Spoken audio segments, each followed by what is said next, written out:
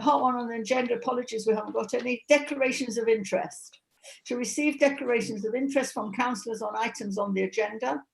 B, receive written requests for dispensations for declarable interest. And C, grant any requests for dispensation as appropriate. Anyone? Nothing? No. No, thank you. Public participation. To receive questions, statements from the public in relation to items on the agenda, 1 3-minute slot for up to 3 members of the public at the chairman's discretion. This item may be considered at the end of the agenda. This period may also be used by members with an interest in an item to make a statement concerning that issue. Example, grant applications. Do you want to take it now? Take it now. If there's nobody there, we'll move on. I think the chat, Yeah, he just said no public present. No public present? Yeah, that's the chat, what Hugh sent out now. No. Okay, no public, Hugh? I'll use the chat function to update you how we're getting on. There's no public presence. Okay, I didn't see it, sorry. Minutes. To confirm and sign the minutes of the special meeting held on the 11th of January 2021. Can I sign the minutes, everyone? Agreed. Agreed. Yeah, agreed. Thank you very much. Thank you. Financial report 5 on the agenda to consider and receive. Roman numeral 1, consider income and expenditure report to the 27th of January 2021. And that's Hugh, I think.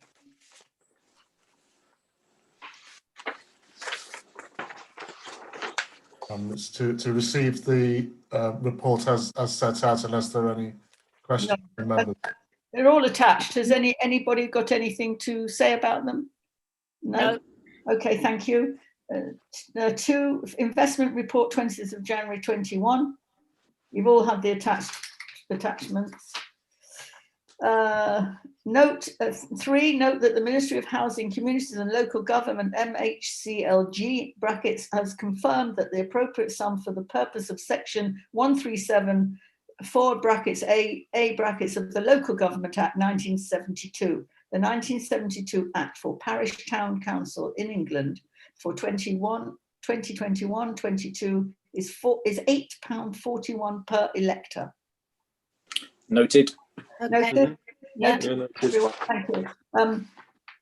For school swimming remained a budget for 2021.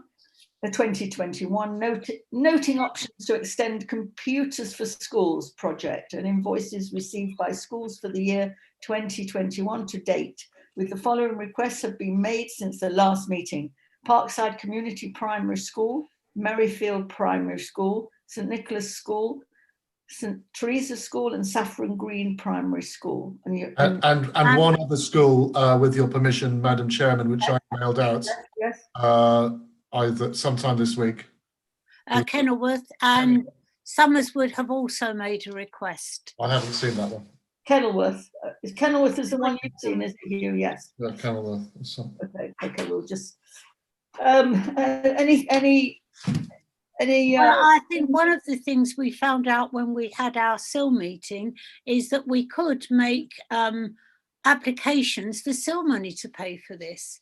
And so since our schools are still in need, Leacliff have spent money on some of the North Borehamwood schools, but in varying sums. One school's received 7,500, while another's only received 1,500. So I'm not quite sure how they worked out the priorities with that, but I would suggest that we try to, I don't think there's going to be very much money left in the swimming budget once all of the invoices have been paid. Am I correct in that, Hugh? I look on the chat line. I'll speak as well. Well, just two parts to that, really. The first is, I certainly did ask the question at the SIL meeting as to whether top slice monies could, can you hear me, by the way? Yes. Right. Whether top sliced monies could be used directly to schools for this purpose. And whilst at the meeting, they indicated that, yes, in principle, that was possible. They didn't confirm in writing the points that I had made a number of times. I believe that the SIL regulations prohibits payments to authorities where there's a direct statutory obligation to fund those services, i.e. in this case from the county council for education. So it may be prudent to get that in writing first. Alternatively, we can do what we have done previously, and that's deem the money to go to the parents or residents associations. Just to clarify that first point. In terms of the second point about how much money is left, I mean, a bit of an awkward couple of weeks, I'm sorry to report to members, and so I'm not 100% sure whether all of the invoices that have come from the schools for school swimming are reflected in the income and expenditure reports that you have before you. And in any event, there may be others that we don't know about coming. In terms of how much money at the moment is left in that, it seems, well, I can tell you exactly, it's £11,312. That's taking you up until the 31st of March this year. So there probably is money, I would suggest to you, within this current budget to pay for the sorts of sums that the schools seem to be asking for. Not all of them have quantified how much they want. Some of them have. I thought it was the easiest thing just to attach the emails to the agenda before you, and you can have a look there. But so, for example, the school's business manager at struggling to see which school this is asking for £2,000. So I think that was one of the highest ones, wasn't it? So I suppose, well, it's up to you members how you want me to take this forward, if at all. We've currently granted, I think it was something like £18,500 to the schools. They've asked for a little bit more.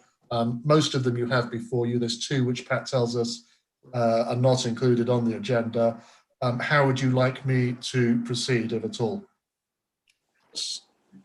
Clive, you wanted to say something. Yeah, I wanted to just raise the issue of how we actually allocate money to schools, whether we do it as I think we did before, which was just so much per form of entry, basically, or whether we do it on the basis of perceived need. And if we're doing it on the latter basis, then we would need to take into account, I suspect, money they were receiving from elsewhere, such as the big local. I don't know what other members think about that, but I think it is important to recognise that the pupil premium at some schools is much higher than at others. And the other thing, just while I've got the floor, one thing that occurred to me that might be able to help schools, and I'm not sure if Pat agrees with me, is if the schools could actually record the lessons onto disc and then circulate discs to those students who are having problems getting online for the lessons. It's not the simplest exercise, but it might be something that's possible. Okay, thank you very much. Pat then... already schools are producing online lessons to present both in the classroom and to pupils who are at home. They're also producing paper lessons for those pupils that can't have any access to devices at home.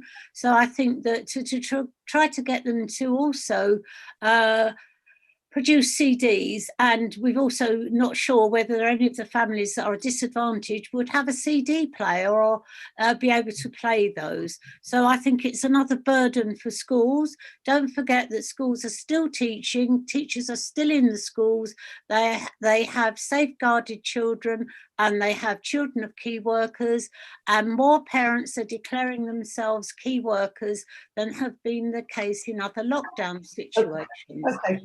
And just one more thing that I wanted to say before Clive said about that is I think we should be asking the borough for some of the SIL money.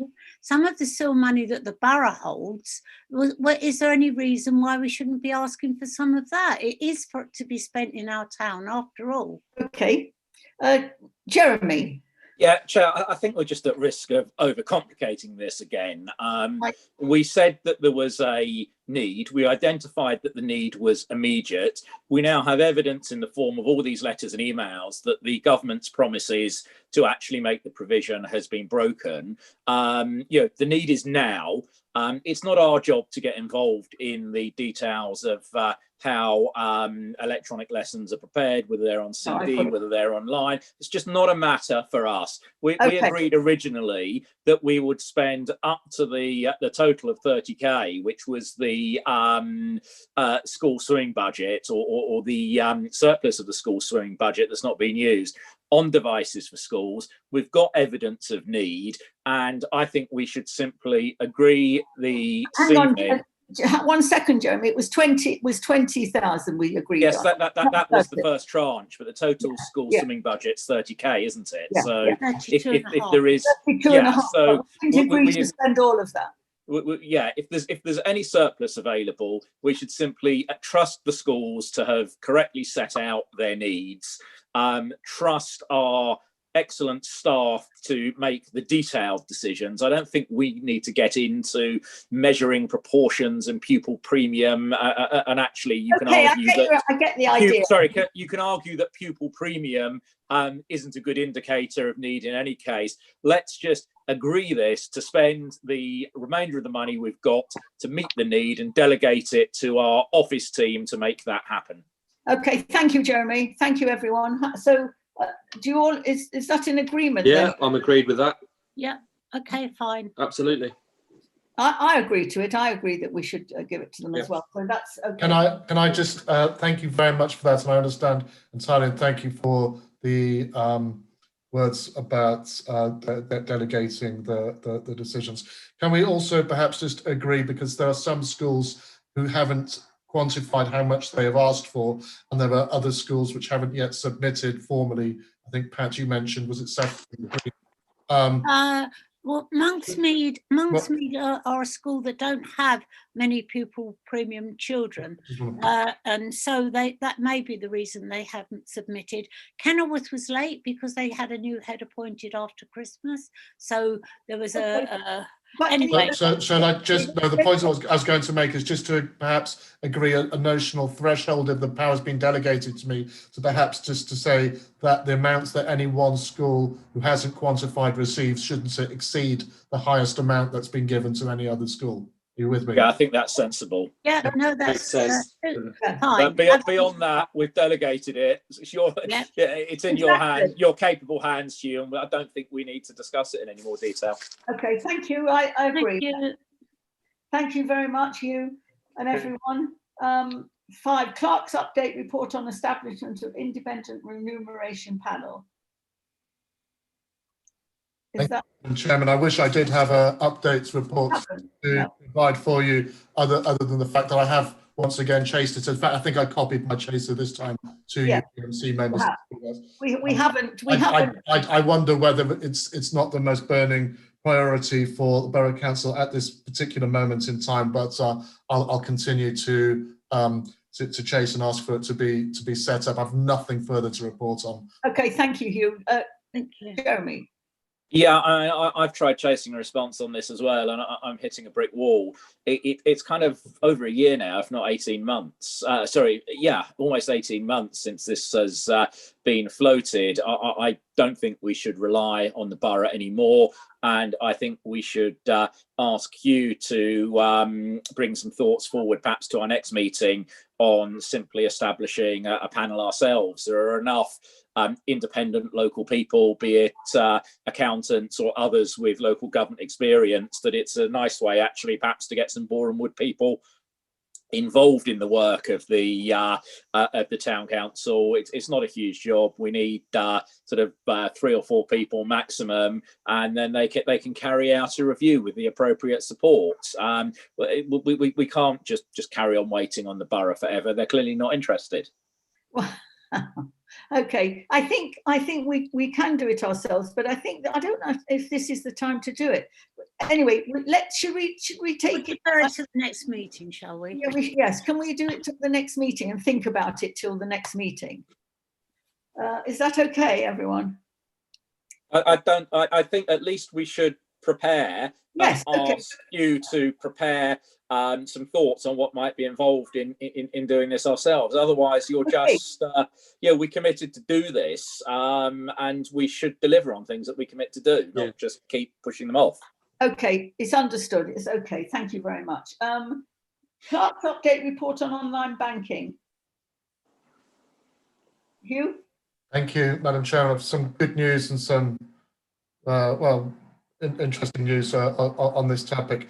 Since the council meeting, I surveyed a number of other parish and town clerks. I did our neighbouring authorities, but as I mentioned at the council meeting, it's perhaps not right to look at ourselves with an authority on the scale of, say, South Mim. So I asked Hertsford, but also interestingly Hatfield, how we might go about this, and came back with a very positive response from Hatfield, that they came up with a strategy which satisfied their internal auditors, not the in-house auditors, the internal auditors. When these proposals were then put to our internal auditors, they were initially hesitant about the power to make the online payments being delegated to staff, and initially proposed that 2 town councillors would need to authorise the individual payments online. I've gone back to the auditor saying that, well, certainly Hatfield don't have this hurdle, and our authority, given the number of payments we make in a year and the types of payments, and as you know, even how difficult it is to get members to have the time, because you're such busy people, to sign the checks. I don't think it's reasonable or fair on you to ask you to log on to Metro Bank and make individual payments of the hundreds throughout the year. You'd really want to go on the payroll if you were undertaking that kind of work. So I've gone back to the auditor. Unfortunately, because of personal reasons, she's been unable to come back to us immediately. But I am hopeful, given that Hatfield have, which are an authority of a very similar size and nature to us, have managed to do it. I'm very, very hopeful that we can get this done, and hopefully quite quickly. Okay, thank you very much, Hugh. Anybody want to say anything on that? Or can we get on to the next? Thank you, Hugh. Okay, 7 on item 5. Clerk's update report on return grants. Part St Michael's Church, £1,000 of 6,500 award relating to Christmas hampers. Just to just really for the benefit of the minutes book, Madam Chairman, to say that yes, if you remember at the council meeting, it was before Christmas, when the grants was awarded to St Michael's Church, that unfortunately, for reasons completely beyond their control, that the Christmas hampers were unable to be arranged and delivered as they had hoped.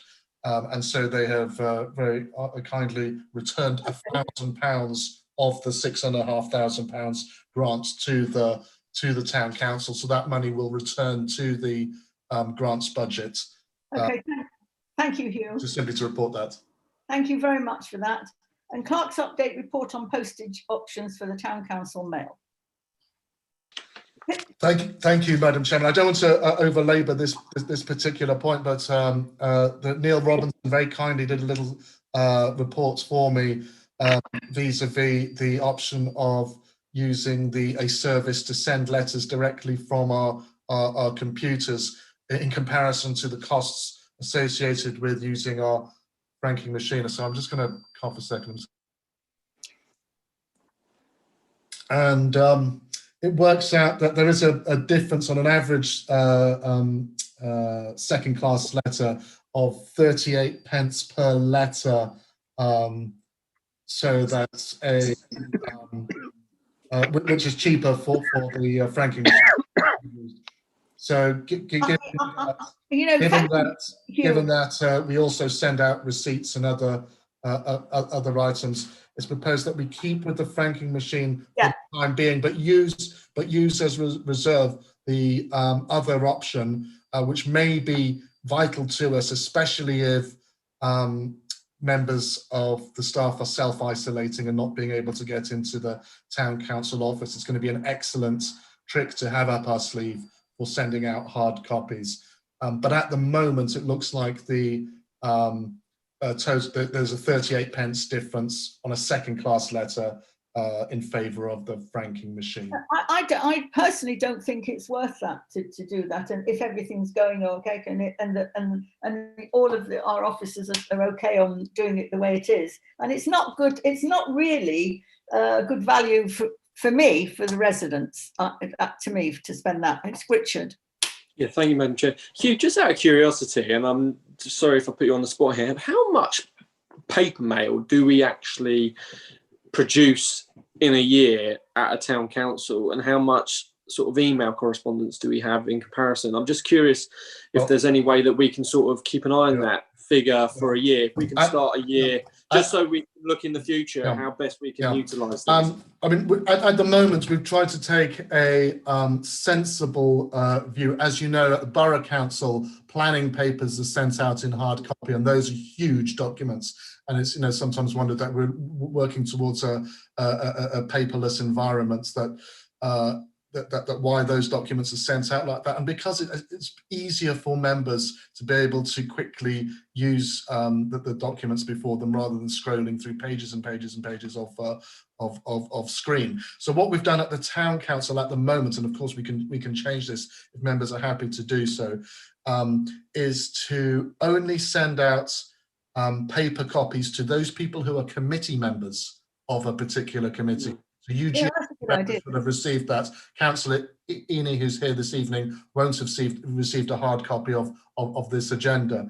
And that way we keep down the amount sent out. Similarly, for the Transport Forum and the other public forums, we try as far as we can to send out those in only electronic formats. But some people specifically request hard copy documents, and we ask them whether they'd be willing to receive them in electronic copy.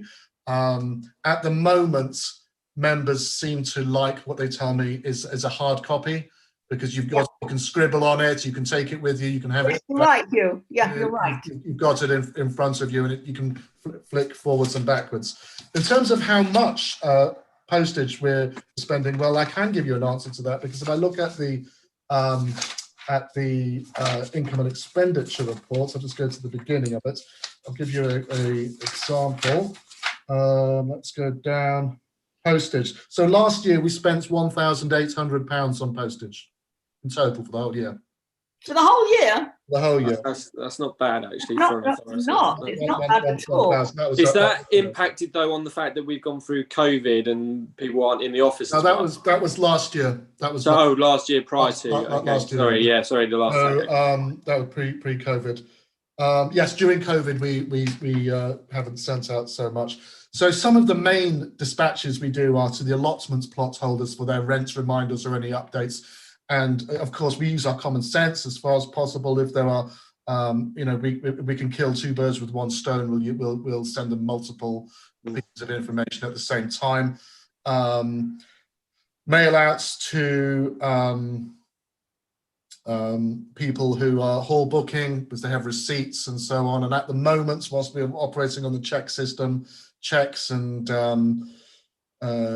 invoices, receipts, so on. So yes, it's pretty heavily used, the postal system. But as you've seen, £1,800 is not going for an authority of our size. No, it isn't. So we've got a budget of. Okay, then. Thank you very much. You can leave that as it is. Where are we? Six on the agenda. Fairway Hall building to receive and consider a report together with any recommendations contained within a Fairway Hall extension subgroup. Well, it's not really a subgroup, but we're going to allow 10 minutes allocated on the agenda at our GMC meetings. Do you agree to this? Yes, agreed. Yes. Okay, right. Okay, so where are we? Hugh? Well, you had, Madam Chairman, a meeting. I'm just going to the actual dates. I'm just going to get the dates for you because I think I've attached. Yes, I attached the report of the meeting, agenda item 6 to the. Yeah.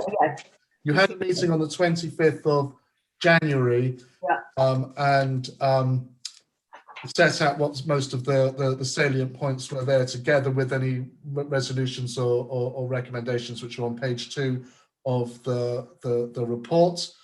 So Yeah, it is as it is at the moment.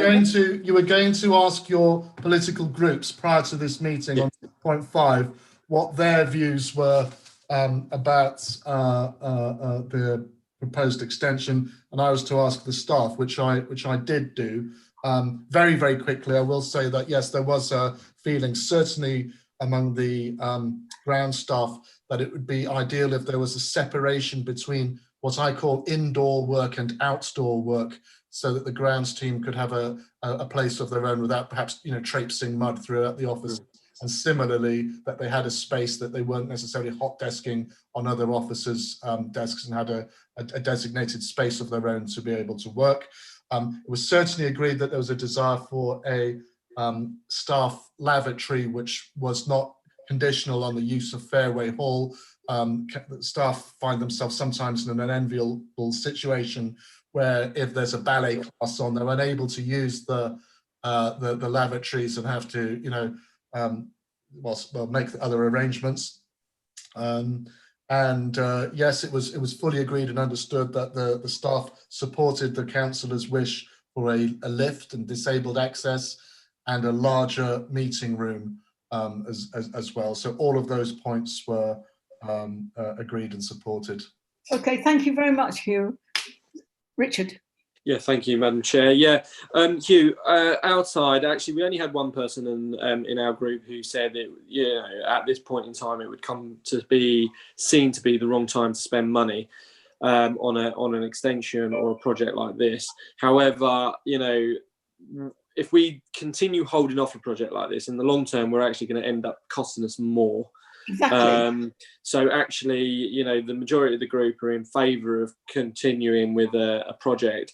It's Right. how that project then moves forward. I mean, obviously Victor's here tonight. I'd love to hear Victor's view as well as anyone else's, because I think it's really important that we all have an input on this project.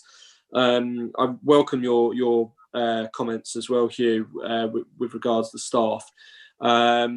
Obviously, we've made some suggestions from the last meeting. I know Jeremy's here tonight, so you can maybe put a bit more meat on the bones with the suggestions of rental properties and so forth, because that was actually his suggestion. I appreciate it was written down in the notes from me, but it was actually a suggestion from Jeremy. So I'm going to, if it's okay with you, Madam Chair, I'd like to ask Jeremy if he can just sort of maybe put some meat on that, please. Jeremy? Yeah, I mean, I think just to add, because we're seeing now from a planning perspective in this part of Boreham Wood, it is possible to build higher than was the case previously. I'll leave to one side whether or not that's a good thing or a bad thing. But in the case of a possible extension to the town council building, of course, the advantage of doing that is we could both fulfill a need and create an income stream. We can fulfill a need for additional affordable accommodation in the area for key workers, NHS workers, teachers, and so on, by putting a number of apartments on upper floors of the planned extension. At the same time, actually create an income stream that over time will mean that this extension is likely to pay for itself and continue to bring new revenue to the town council. So I see that as a huge opportunity, both to sort of meet local need and deliver a diverse revenue stream. And I think when this was discussed in our group, that there was a strong feeling that the inclusion of some form of sort of affordable accommodation, like other general community facilities, would probably also help to deal with any accusations of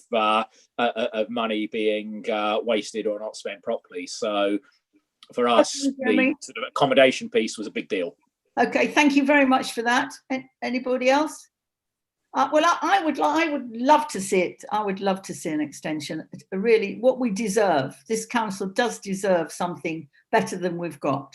And I think we can discuss what you've just said as well, Jeremy, and we can look at it all, what we can build. We need to know what we can build, and that's really Hugh's backyard, really, isn't it? It's he's got to look into that for us, please, Pat. I just think that we need professional help to tell us what our possibilities are. Exactly. And we That's need exactly to what we've say asked for. whether- Yeah. We can't guess all of these things. We just No. don't know.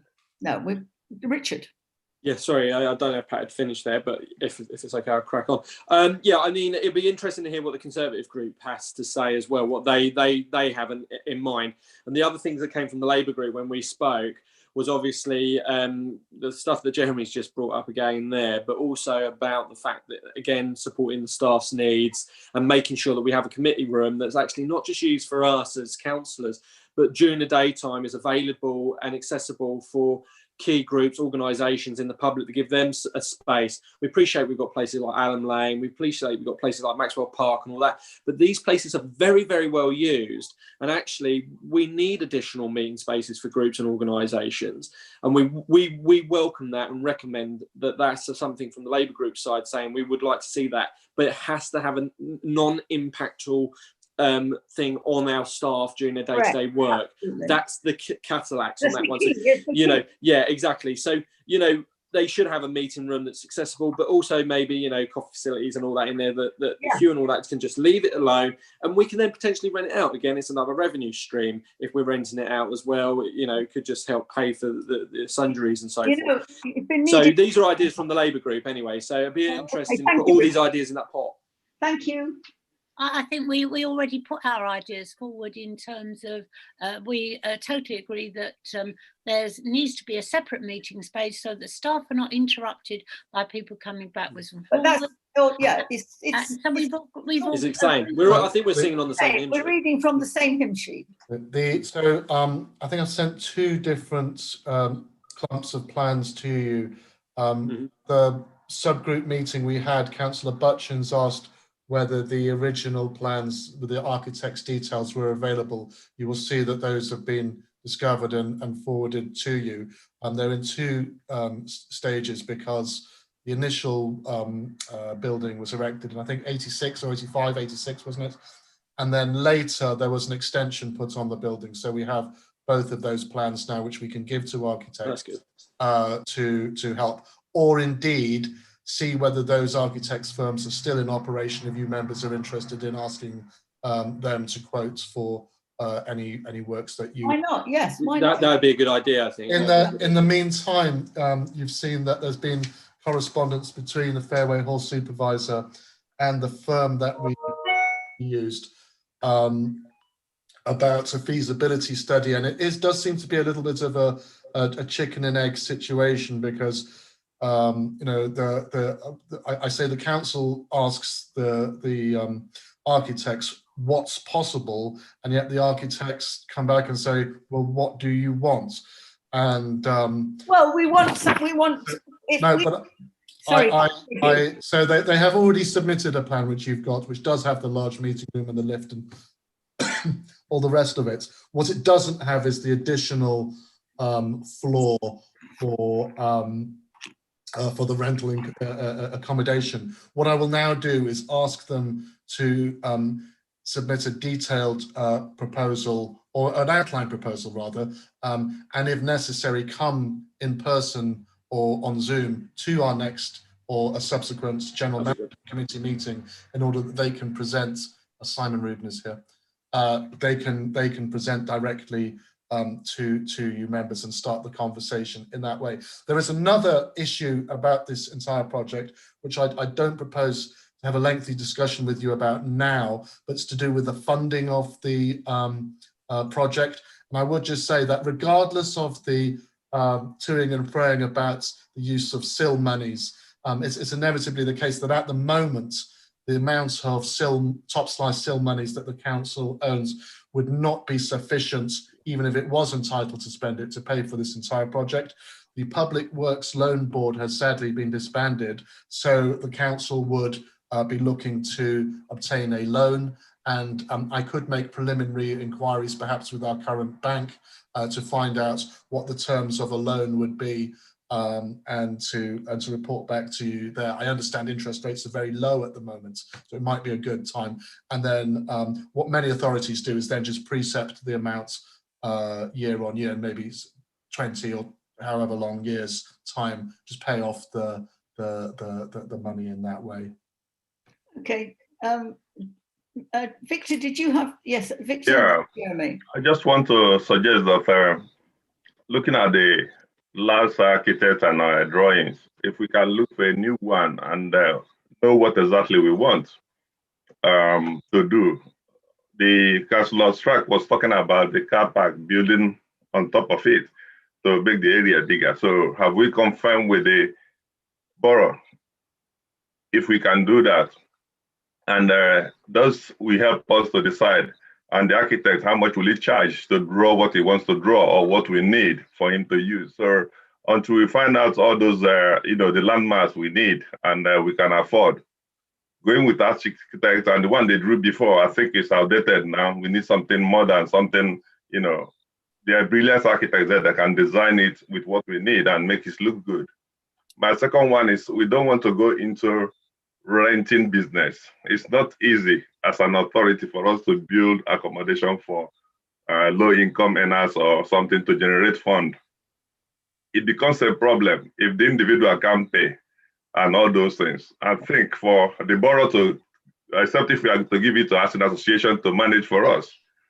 Besides that, we can look for another way to generate revenue. Other issues, social issues will come up with tenants living above the council, disturbing the staff there with their children and all those things. So if we want to build a town hall, we make it a town hall that looks good, that is fit for purpose. That's my suggestion. Thank you. Jeremy, you wanted to say something? Yeah, I'll respond briefly to Victor's last remarks, and then I've got a comment on process. I think it's appalling to oppose the idea of affordable accommodation. There's absolutely no reason that we can't build accommodation. If we can build halls, council chambers, meeting rooms and offices, we can build accommodation. I've not suggested for a moment that we as an authority get into managing that accommodation. Obviously, we would need a third party to do that. But I think at level of principle, if we agree that there is a need for that kind of accommodation in Boreham Wood, and we are embarking upon a building project in common with so many other local authorities that are doing so now, it needs to be multi-purpose. It needs to meet that need. And prejudicial comments about social problems and what people's children may or may not do, I think there's no place for that. That, frankly, is the remit of finding the right people or the right company to manage those properties. We cannot possibly promote the idea of the need for greater amount of social or affordable accommodation. I actually said affordable, not social, and at the same time be NIMBYs and say not on our own doorstep, because we want a kind of town hall that sits as an ivory tower away from all of that. We have the gist of what you're saying. I mean, what you're saying. Sorry, Sandra, I'd like to come back on process as well. The one document that I did ask for when we last discussed it was the brief that was provided to the architects at the time, but that hasn't been circulated. So I presume that either there wasn't one or we don't have a copy of it. I don't know if you can answer that briefly. I thought with the first bundle of documents I gave you, I pretty much photocopied the entire file, scanned the entire file and emailed it to you. I think the original brief was contained probably within minutes of a general management committee meeting, but also you won't know this, Councillor Newmark, but the architects came to two of our meetings, and so the brief was given verbally to them as well at the meeting. Okay, thank you. That in my view explains a lot, because you don't brief professional architects by bringing them to a council committee meeting, and this brings me to my point on Jeremy. In your opinion, we did that, and we also sent. Well, Sandra, sorry, please don't interrupt me. Not in my opinion. I think if you speak to any property professional, they'll tell you that is not an ideal way to go about briefing property professionals by bringing them to a council committee meeting. What we ought to be doing in terms of process is producing a proper written brief, which factors in all of the wishes, desires and comments of councillors, that's signed off by the GMC as the definitive brief. We should then put that brief out to tender to at least 3 firms of architects and ask them to come back with costings and views as to what they feel they'll be able to produce in accordance with that brief. We should then engage the architects to do it and produce costings, and only at that point will it make sense to get into the finances and go to banks and start to ask for loan details. We need to do this in a coherent, organised, business-like manner, and the first stage of that I would submit is the production of a formal, proper written brief and going out to tender. Okay, thank you for that, Jeremy. Thought I suggested that in my paper. Anyway. Okay. I would just like to take offence that we have not acted in a professional manner. We've always acted in a professional manner, and it's not for you to say that we haven't. But I will say to you, Jeremy, I'm not a property developer. I'm not an expert on property. I'm not a property manager, and neither are you.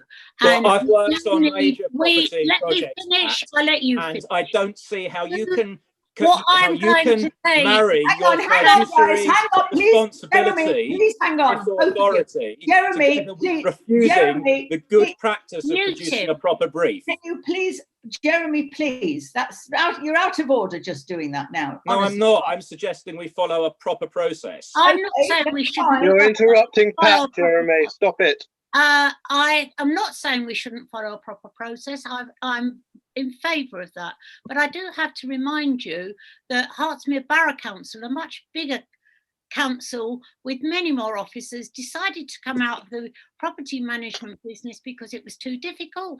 They gave their housing association, they gave their properties to the housing association to manage, and then they found that they were just left with one property to manage, and that was the little let at Three Ways Community Centre, and they got rid of that as quickly as they could. Now, it's not, it isn't NIMBY to say that we don't want to build affordable housing. It might not be the best thing for the council just because you think it is. And I think we need to look into this very carefully, and as usual, it will be done professionally, Absolutely. with the right protocols and procedures. But you don't have a copy of a proper brief for the last building project, so I don't know how you can possibly argue that it's been done professionally in the past. You have a building that has never really been fit for purpose, so I don't see how you can argue that it's been done professionally in the past. I don't see how you can suggest that wanting a proper written brief to go out to tender to architects is not the right way to do it. And I would also remind you that I would also remind you that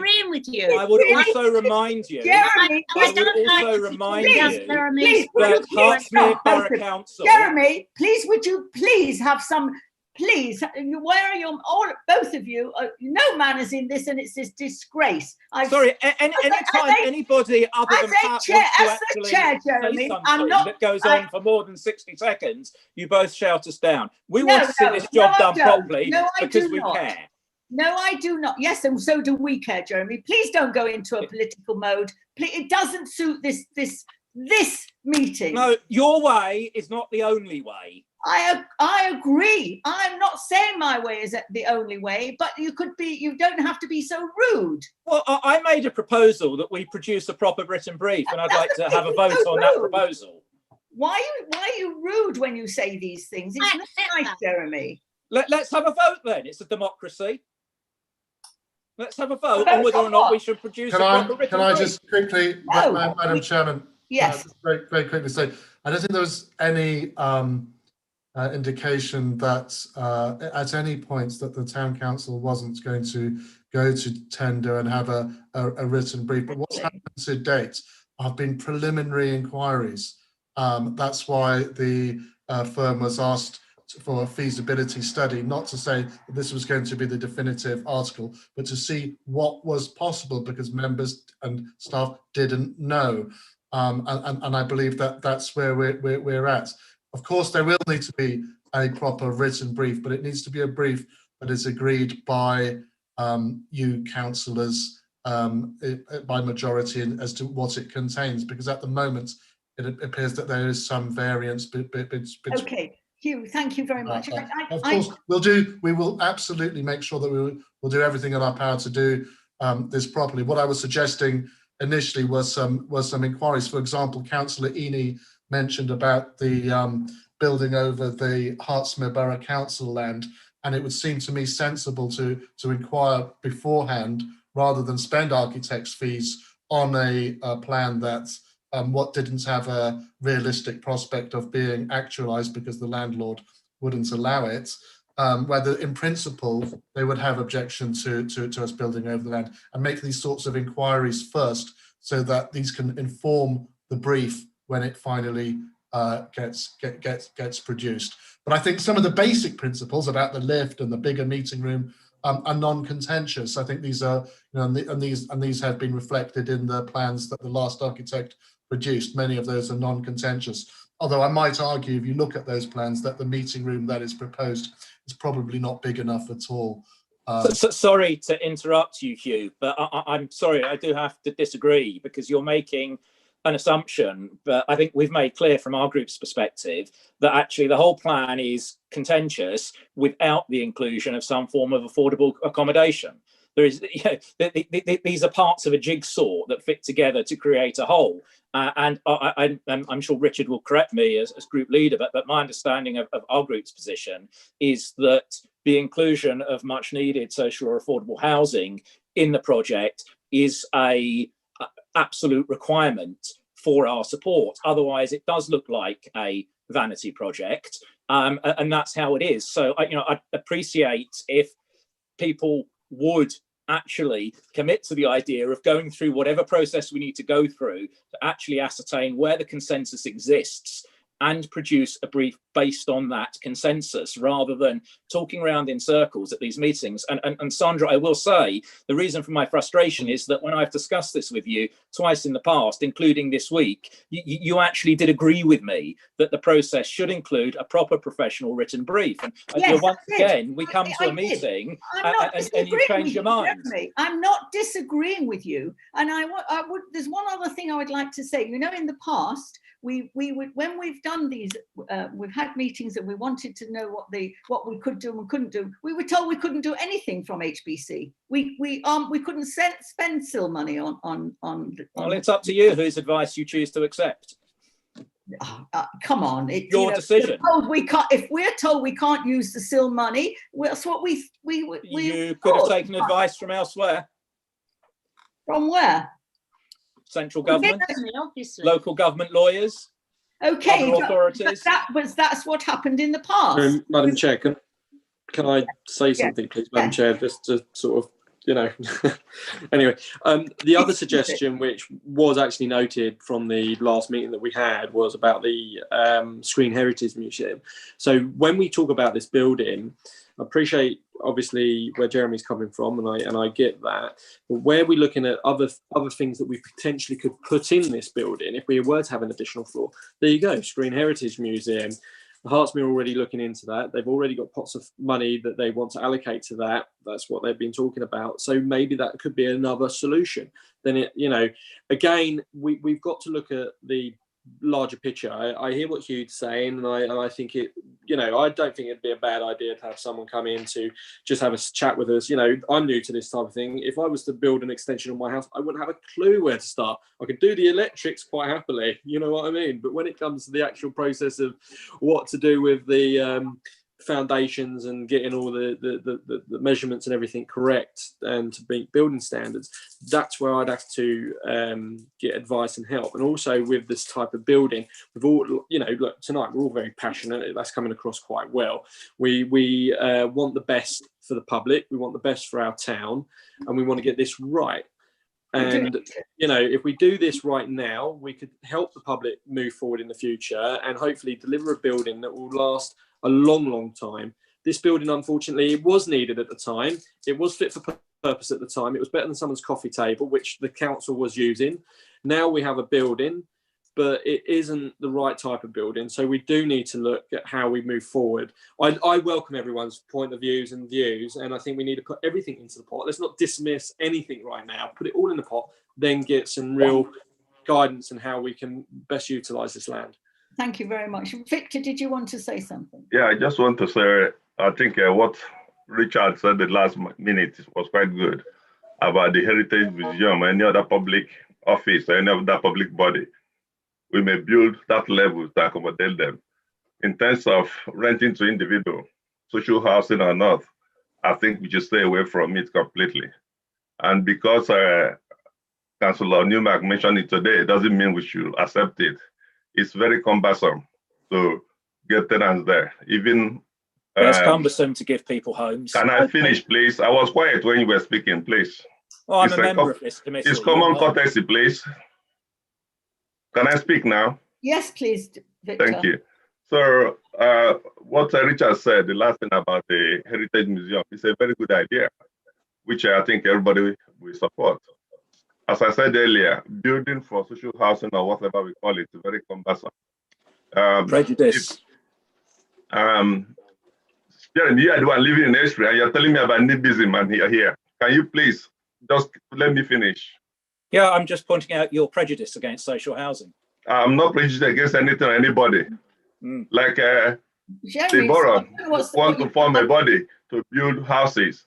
It has been going on for almost a year or two. The logistic and the legal bit of it has been an issue they're looking into.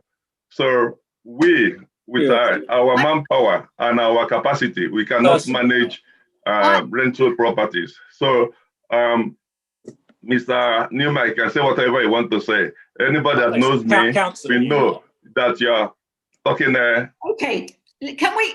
I'm sorry, Pat. We're going to take this back to our group, like Richard did, and we can discuss it at our group next week. One question, Sandra. It may be that when we find out that we can only stay as 2 floors, in which case we would not be able to build either accommodation or a film studio or film heritage. Museum. Yes, but and so that doesn't mean that the project has to fall. No, Hugh's got it in hand. We'll get. I'm slightly unclear now, Madam Chairman, as to what my next action is. Okay, we said we would like to get. We would put our thoughts on paper, all of us, the Labour group and our group, and tell you what we would. This is what we would like. Would you take it to an architect and tell them this is what we write? Can we have this? Three. If you take it to 3 people, or 2 people, 3 people, however many. It will need to go to 3 people ultimately in the form of a tender because of our financial regulations. But what I understand what you're saying, and please believe I'm not trying to put words in your mouth. No. Trying to get clear what my instructions are, is that it would appear to me from what you're saying that we're still at a feasibility stage and a feasibility study stage. And so that we need to find out before we put together the written brief, whether it is possible to go Correct. up. Yes. Possible yes. to have the social housing, whether it's possible to have the Screen Heritage Museum. Just one minor plea, I would say that if you are having these additional facilities as well, do bear in mind that one of the reasons, the main reason why we're seeking to expand is because there isn't sufficient room. So you need to allow the fact that the new activities are not going to be eating into the new room that's required for the council services.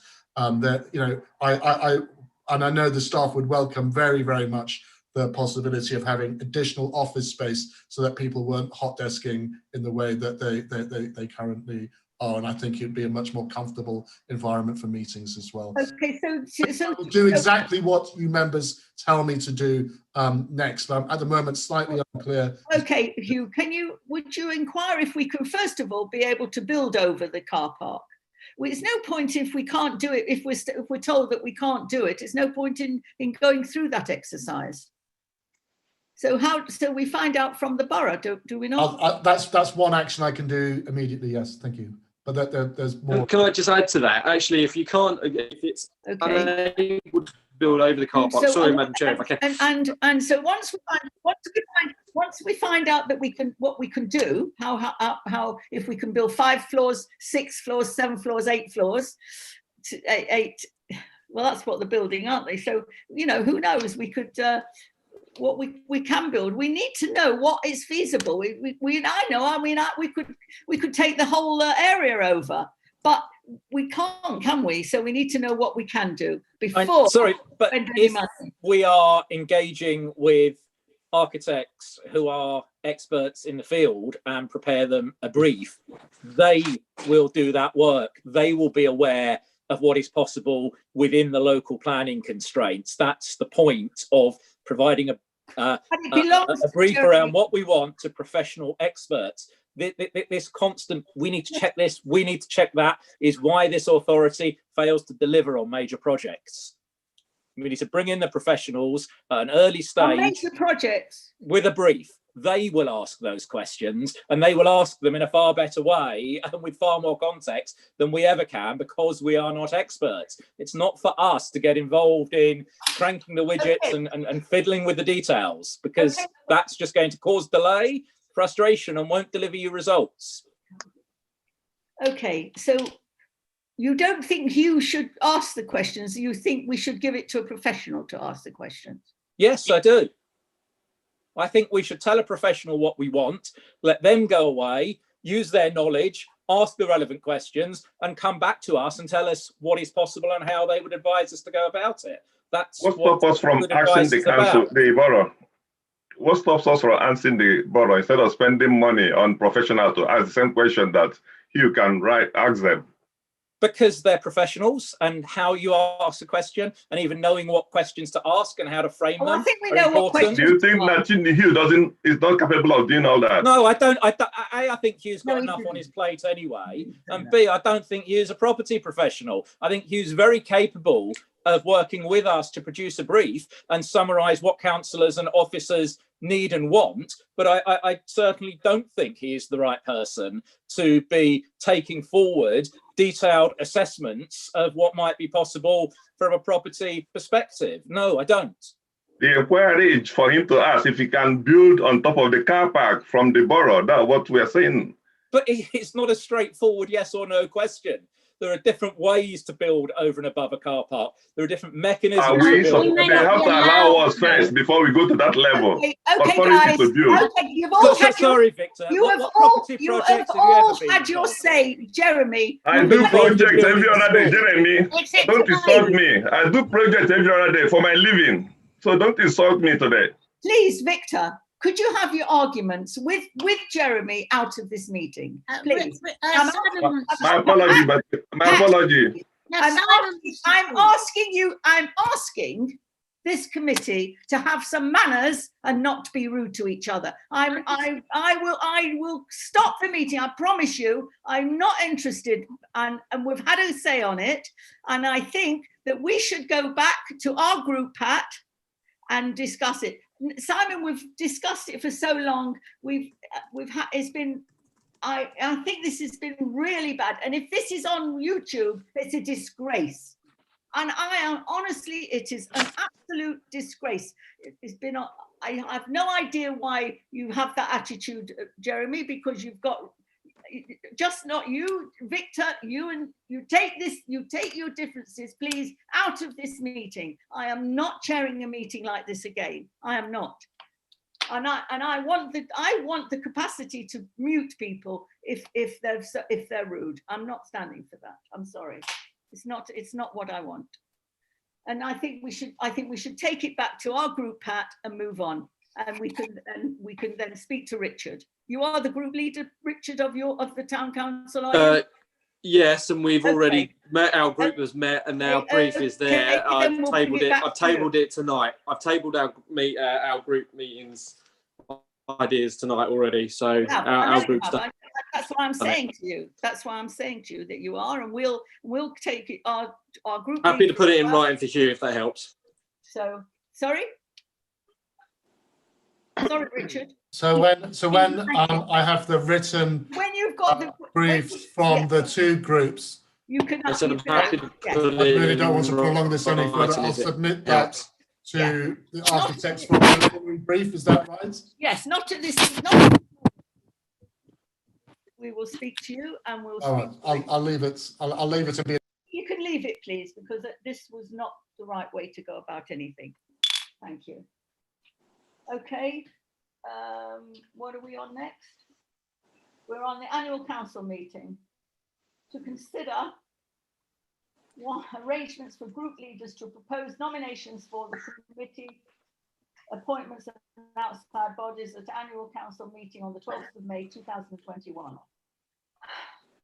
I'm just taking a breath, if you don't mind. And two, recommendations for numbers of types of subcommittees, subgroups and community forums, example, transport forum and CSM, to be submitted to annual council meeting for member appointments.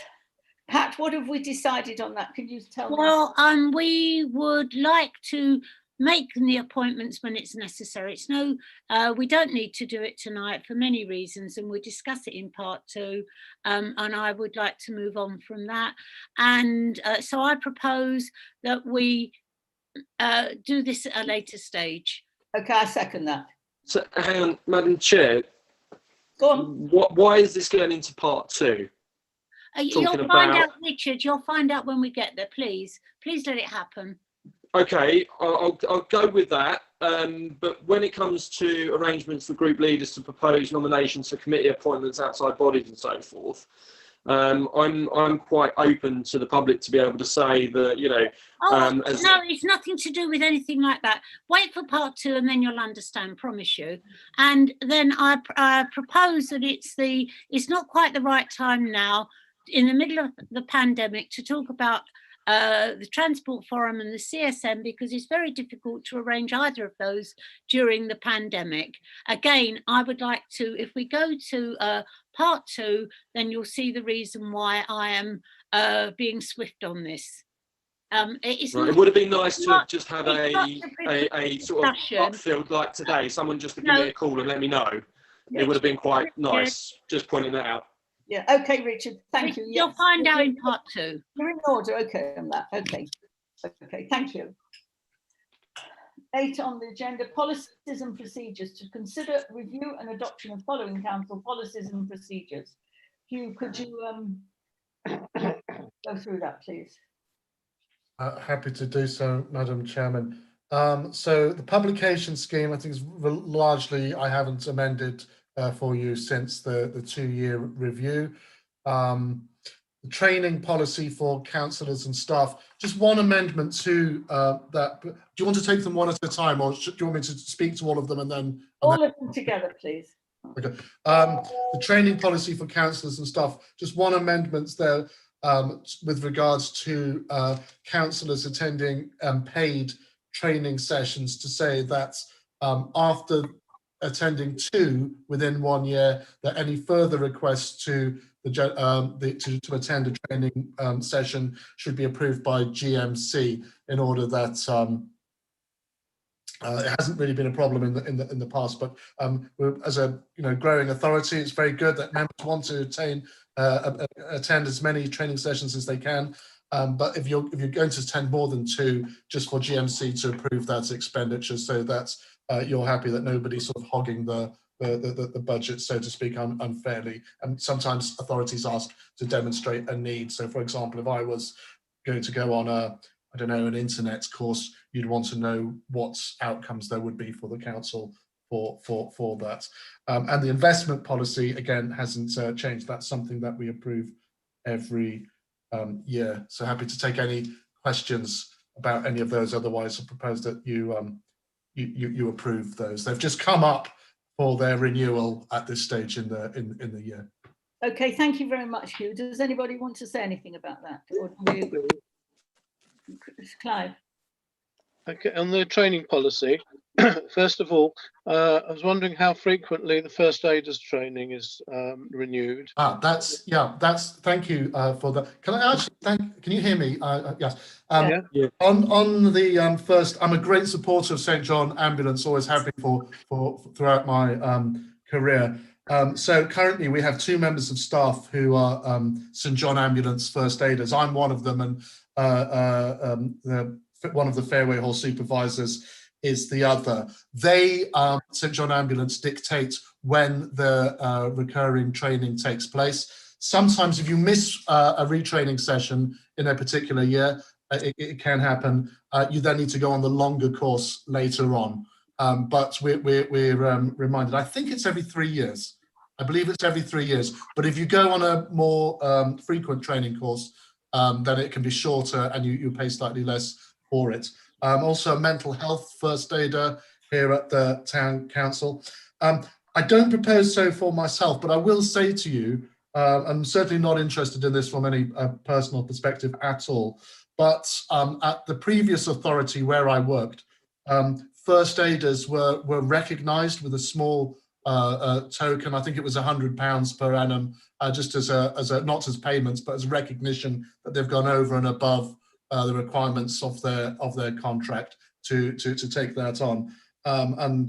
Personally, I would like to see that, not for myself, but for the Fairway Hall supervisor, some sort of recognition of the extra work that he takes on with regards to that. But first aid is very, very significant, important, and indeed statutory obligation for us to carry. My other question was whether we actually need more than 2 first aiders trained, because in the case of sort of absence or holidays or whatever, some reason, it might be useful to have another one. I don't know what you think, Hugh.